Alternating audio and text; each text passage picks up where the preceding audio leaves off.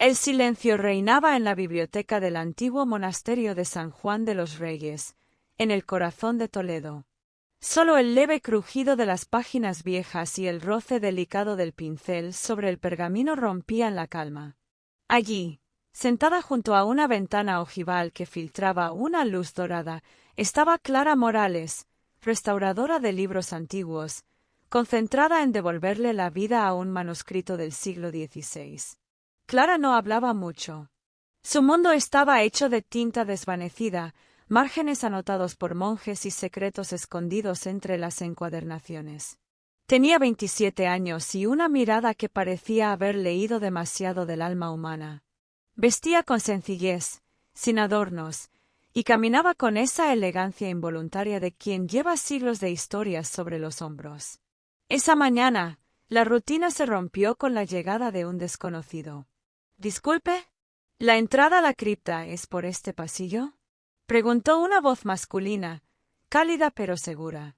Clara alzó los ojos. Un hombre de unos 30 y pocos años, alto, con el pelo oscuro ligeramente despeinado por el viento toledano, la miraba con una sonrisa discreta. Llevaba planos enrollados bajo el brazo y un cuaderno lleno de anotaciones. —No es por aquí —dijo ella, sin cambiar el tono ni la expresión. —Es por el patio interior. Las visitas guiadas son a las 11. —No vengo como turista —respondió él, avanzando un poco. Soy arquitecto. Dañaron una parte de los arcos exteriores y me han pedido estudiar el edificio para una posible restauración. Clara asintió sin entusiasmo. Entonces puede hablar con el padre Joaquín. Él coordina todo lo relacionado con el edificio. Ya lo hice. Me dio permiso para estudiar los planos originales que están aquí, en la biblioteca. Me llamo Daniel Rivera, por cierto. Ella no respondió de inmediato.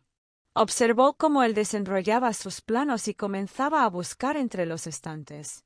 Su presencia perturbaba algo en el ambiente. No sabía si era su voz pausada o la forma en que parecía tratar al edificio como si pudiera escucharlo respirar. Durante los días siguientes, Daniel volvió. Siempre puntual, siempre con una pregunta, siempre con una sonrisa. Al principio, Clara se mantenía distante. Le indicaba con gestos dónde encontrar lo que buscaba. Pero algo en él, quizás su manera de detenerse a contemplar los detalles, o su respeto por lo antiguo, empezó a desarmar sus barreras.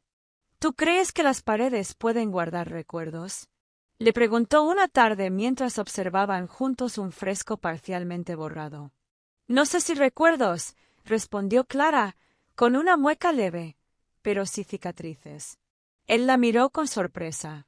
Luego sonrió. —Me gusta eso. A veces hablaban del monasterio, otras de los libros. Daniel confesó que su abuelo había vivido en Toledo, pero había perdido todo contacto con esa parte de su familia. Clara solo escuchaba. No le gustaba compartir mucho, aunque algo en su interior comenzaba a abrirse como las tapas de un libro olvidado. Una tarde, mientras restauraba un códice polvoriento que llevaba décadas sin abrirse, algo cayó al suelo desde el interior del libro, un sobre amarillento, sellado con cera deshecha. Lo tomó con cuidado, sorprendida por su estado casi intacto. Lo abrió con manos temblorosas. La caligrafía era antigua, elegante, escrita con tinta que aún resistía al tiempo. Lo que leyó la hizo fruncir el ceño. Un nombre. Un apellido. Rivera. La tinta tembló en su visión.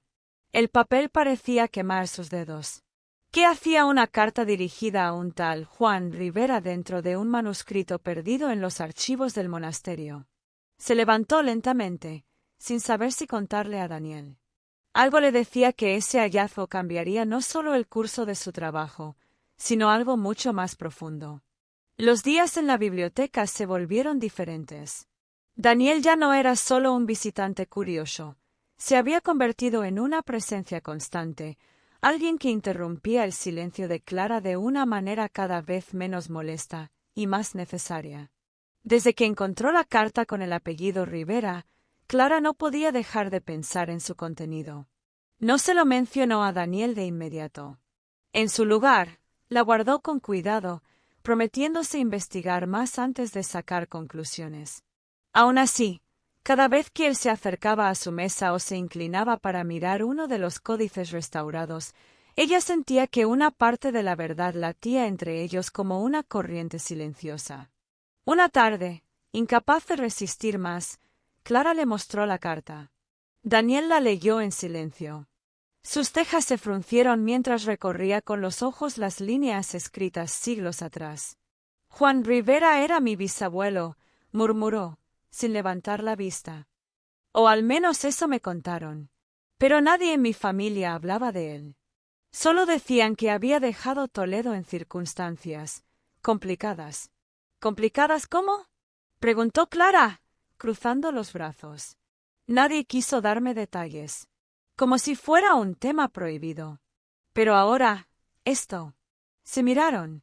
En el aire flotaba algo más que curiosidad, una intuición compartida de que no se trataba solo de una coincidencia. Clara empezó a investigar en los archivos del monasterio, escudriñando documentos olvidados, libros de registros, cartas, notas marginales. Cada fragmento la acercaba más a una historia enterrada.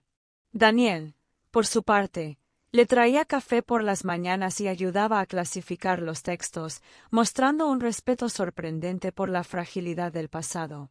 Una tarde, cuando Clara salía del monasterio, se encontró con Julia, su amiga de toda la vida, sentada en el café de la plaza. «Así que ahora trabajas con un arquitecto», dijo Julia con media sonrisa, removiendo su café con gesto distraído. «¿Es tan encantador como dicen?» Clara alzó una ceja. «No lo sé. Es distinto. Interesado en las historias antiguas. Ten cuidado, Clara. Hay cosas que no vale la pena desenterrar. La familia Rivera no tiene buena fama aquí. Mi abuela decía que uno de ellos estuvo involucrado en una disputa terrible con los Morales hace más de un siglo». «¿Qué clase de disputa?» Julia se encogió de hombros. «Algo sobre tierras, honor, una traición. Nadie quiere hablar del tema, como si fuera una herida aún abierta». Esa noche, Clara no pudo dormir. El eco de las palabras de Julia se repetía en su mente. ¿Y si estaba dejando entrar en su vida a alguien cuyo pasado estaba teñido de sombras? ¿Y si la historia se repetía? Al día siguiente, Daniel notó su distancia. ¿Todo bien? Ella evitó su mirada. «Solo estoy cansada». Daniel la observó en silencio por unos segundos, luego habló con voz baja. «A veces también estoy cansado. No de trabajar, sino de no saber de dónde vengo realmente. Siempre he sentido que faltaba una parte de mi historia, que hay algo roto en mí.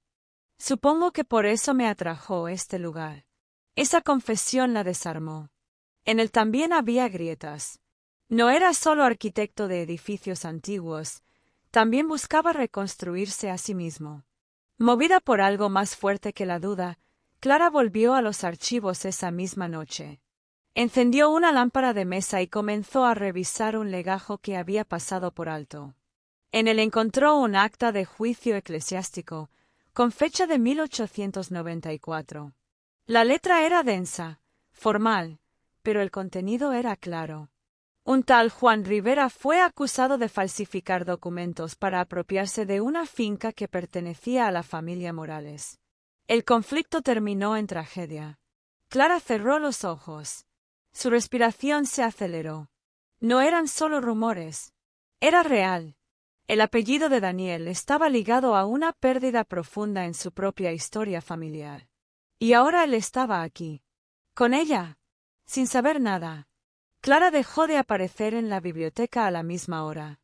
Ya no esperaba el sonido familiar de los pasos de Daniel por el pasillo de piedra ni la sombra que se proyectaba sobre la mesa cuando él se inclinaba para hacerle una pregunta. Evitaba coincidir con él. Cuando lo veía a lo lejos, fingía estar ocupada. Su mirada, antes curiosa y abierta, ahora se cerraba como un libro herido. Daniel lo notó. Al principio pensó que era solo cansancio o estrés, pero pronto entendió que algo había cambiado. Una tarde, Al encontrarla en los archivos, decidió enfrentar la verdad. «Clara, ¿pasa algo? ¿Me estás evitando?» Ella levantó la vista, la carta del juicio aún entre sus dedos. «Lo encontré, Daniel.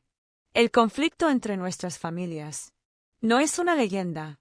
Tu bisabuelo perjudicó gravemente a los míos. Hubo una pérdida. Una tragedia». Daniel guardó silencio. Sus ojos bajaron hacia el documento. Lo leyó sin una palabra. La tensión se acumuló en el aire como una tormenta a punto de estallar.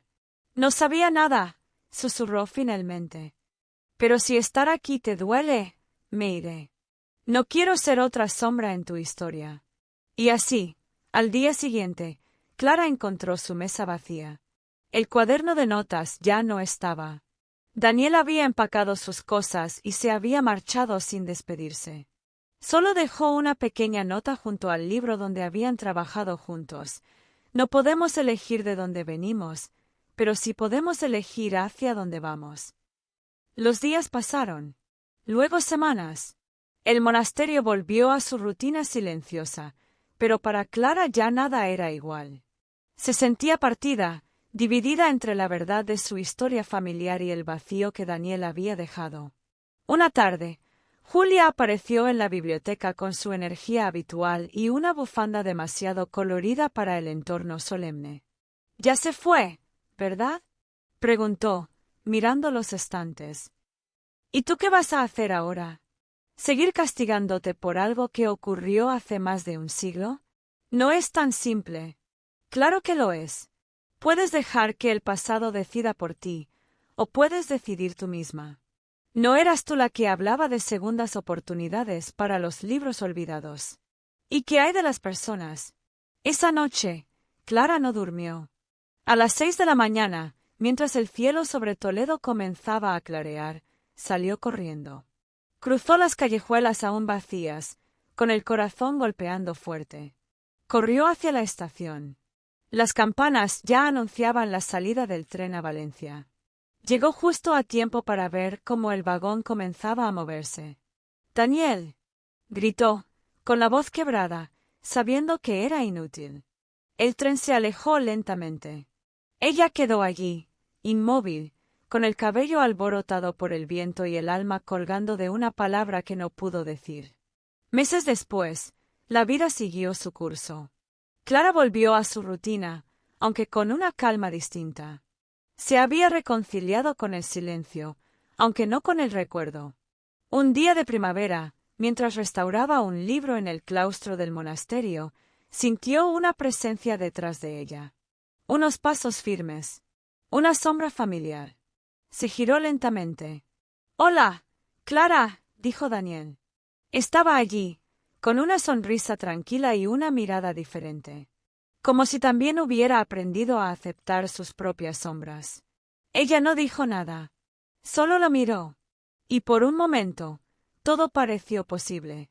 Gracias por vivir esta historia con nosotros en Diario de Amor. Suscríbete, dale like y no te pierdas los próximos capítulos donde el deseo y el destino vuelven a cruzarse.